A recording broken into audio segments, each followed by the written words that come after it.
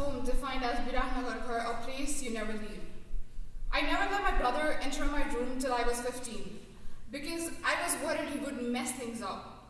I liked my drawers the way they were, with all my paint brushes and sketches, the cuttings from my favorite newspaper articles, and of course, my Black Nano iPod with A.R. Rahman songs to which I danced. I kept my personal diaries neatly stacked, where I had complained about why the graphs in trigonometry did not go in whichever directions I wanted, and how I never paid attention in my 10th grade biology classes because it was funny to see Amma teach. I was 16 when I left Birahnagar for the first time. Far away when I woke up in a boarding school, I still remember the vivid details of the corny steps that I copied from Bollywood, but I forgot the reason why I danced in the first place. Home. It is a noun pronounced as home, defined as the chicken story.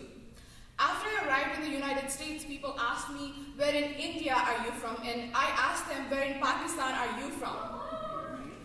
When they talked about Mount Everest, I wanted to tell them that Mount Everest was on my way to go to school, so I had to climb it every day. But I did not. I did not have any cool hiking or trekking stories that I could brag about.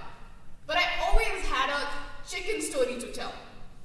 I told everybody that Nepali people are so nice that if you're ever a guest at their house, they're going to offer you the last chicken left at their backyard. Home. It is a noun pronounced as home, defined as 2 suitcases. I came to New York all naive and fragile and stupid. 80% of the time I swiped my Metro card, it asked me to swipe again and I felt like throwing it away.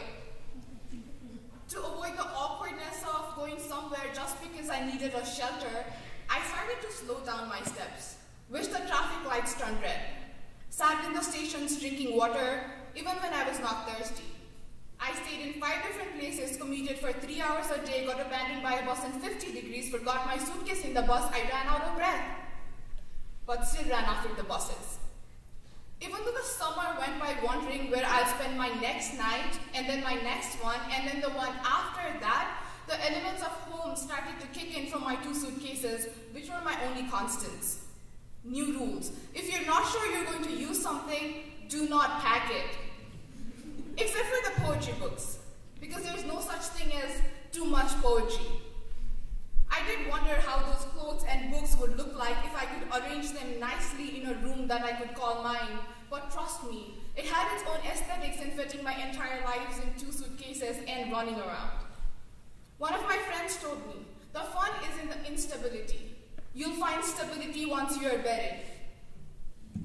So this poem is for the instability, for the weird changes in my 20-something, for fitting Metro cards in the back of my phone, for New York, for not knowing the exact time when I'm supposed to close a book I'm reading in the subways, and most importantly, for the people who sleep on the trains and wake up in the wrong stations.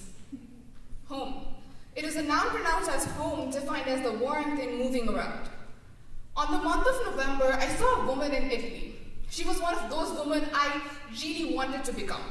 Long yellow skirt with a cut on the side, dark black boots, red sling bag, and so much to look forward to. She looked like Simran from DDLJ.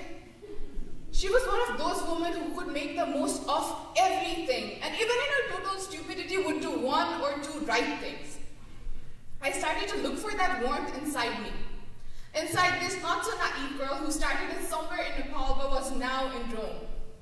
Who knew I would be singing Regina Spektor walking past Colosseum, buying jean jackets in ancient vintage stores, and ringing towers at the top of the Tower of Pisa. I spent hours observing that ancient turquoise balcony door that I could not turn into poetry. That door needed to be understood, that I thought I could do anything in my life. Mansi, noun person, pronounced as home, defined as myself. I could always feel oceans talking about how places become home, emotions become home, the packets of YY become home, a new haircut becomes home, you become home, I become home.